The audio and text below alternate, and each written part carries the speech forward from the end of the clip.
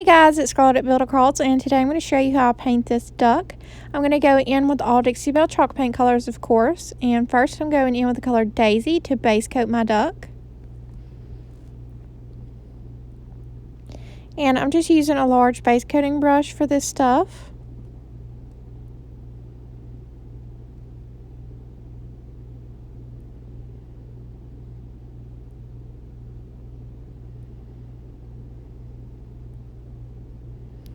And then I'm going to go in next and paint his beak in the color Florida Orange.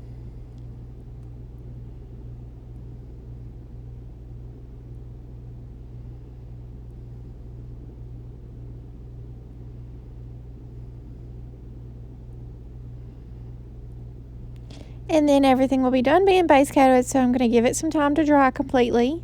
And then I'm going to go in with a Sharpie brush stroke marker and outline everything, just following the lines that are etched into the cutout for me. And then finish it by going in with some white paint and a number 4 round to highlight everything and brighten it up. And then that'll complete my project. So I really hope you guys enjoyed this video and have a great day.